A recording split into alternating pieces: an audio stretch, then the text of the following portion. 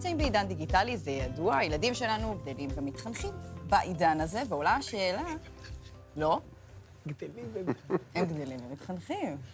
אז צריך לעשות אולי לפעמים סוויץ' ולשנות את חוויית הלמידה שלהם, תוך שימוש באחד הכלים שהם הכי מכירים, שהוא...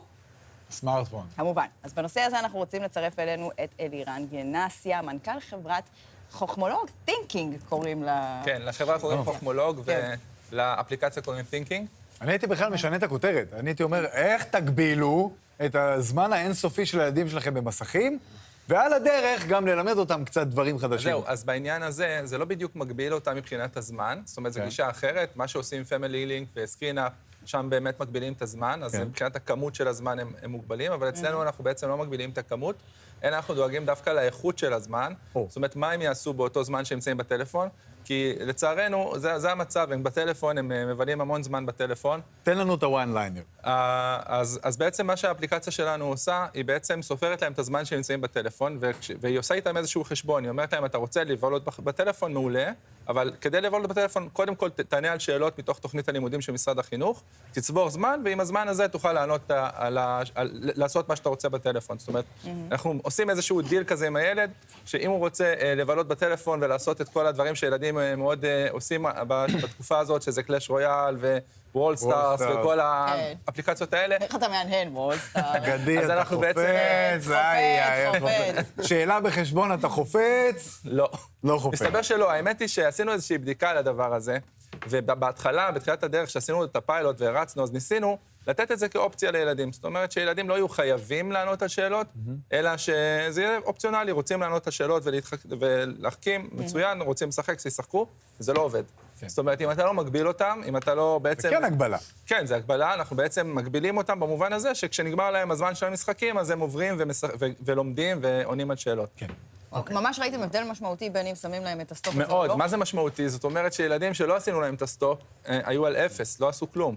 וילדים עם הסטופ עונים על מאות שאלות, כל יום בממוצע יש לנו ילדים שעונים על 50-60 שאלות ביום בממוצע, נכון לעכשיו, לנתונים שיש לנו עכשיו, וזה ממש משמח ומראה שיש באמת השפעה חיובית על התלמידים. על איזה גילאים אנחנו מדברים? אנחנו מדברים על כיתות ג' עד ו', הרציונל מאחורי כיתות ג' עד ו', שבכיתות א' וב' הם עדיין צעירים מדי, הקריאה קצת קשה להם, וללמוד דרך הסמארטפון זה דבר שהוא פחות...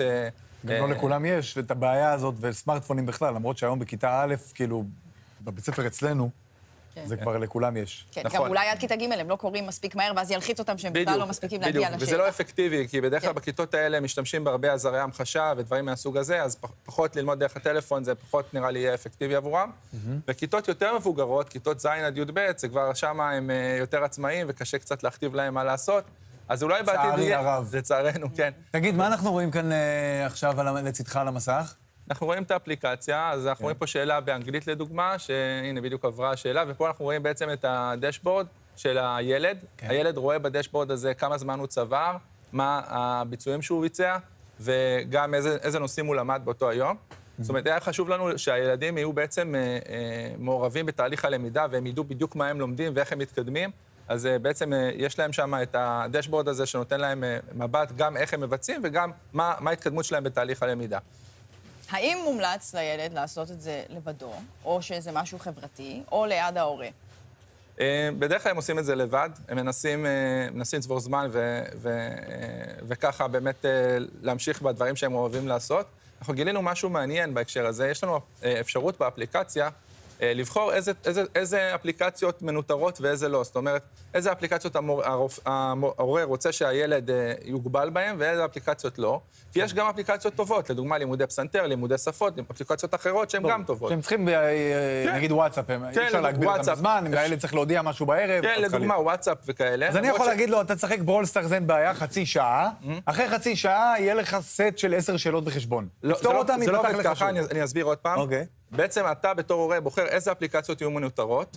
אותן אפליקציות שהאפליקציה שלנו מנטרת, הם בעצם נספר להם הזמן. עכשיו, מה אנחנו ראינו? ראינו בעצם אם נניח ההורה בחר ברול סטארס וקלאש רויאל ולא יודע מה, ועוד, וטיק טוק והדברים האלה, בחר לנטר אותם והשאיר אפליקציות אחרות שהן לא מנוטרות, אז הילד כבר עושה את החשבון בעצמו, הוא אומר, וואלה, עדיף לי עכשיו להיות באפליקציות אחרות שהאבא שלי או האמא שלי מרשים לי, ולא לבזבז את הזמן שלי, ואז יוצא שאנחנו מסתכלים על השימוש של הילד בטלפון, ואנחנו רואים הסתה מהדברים הרגילים שאנחנו מכירים, קלאש רויאל וכל מה שדיברנו, לאפליקציות יותר חינוכיות. זאת אומרת, הרווחנו פה פעמיים. הוא גם לומד בת'ינקינג, וגם משתמש גם באפליקציות אחרות שהן לימודיות, שזה גם עוד משהו חיובי.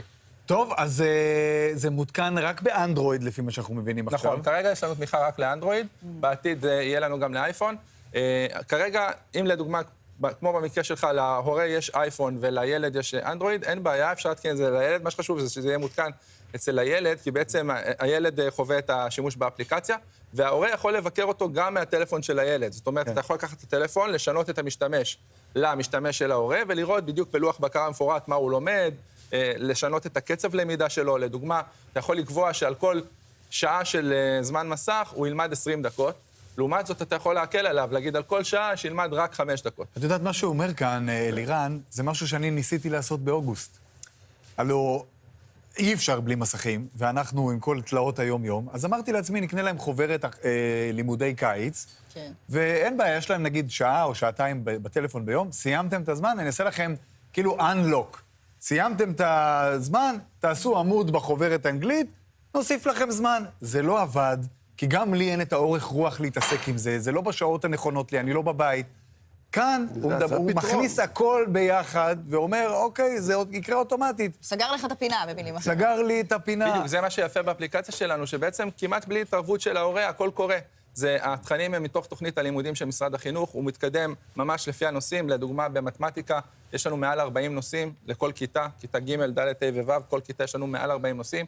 בידע העולם יש לנו מאות נושאים, זאת אומרת, אפשר היסטוריה וגיאוגרפיה ומה שאתם לא רוצים. אלירן, האם יש לכם שירה עברית?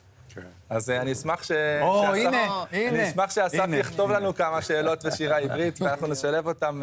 נסגור לכם את הפינה אחר כך. בקיצור, עוד שנה נדבר גם על זה. אלירן, אפליקציית ת'ינקינג, תודה. אגב, רק להוסיף שהאפליקציה כרגע זמינה להורדה באנדרואיד, מה שצריך לעשות זה פשוט לחפש את המילה thinking בחנות האפליקציות, הם תגיעו אלינו, והיא זמינה, וכרגע היא עוד חינם, עוד שבוע כבר לא. אלירן, תודה רבה לך. בבקשה.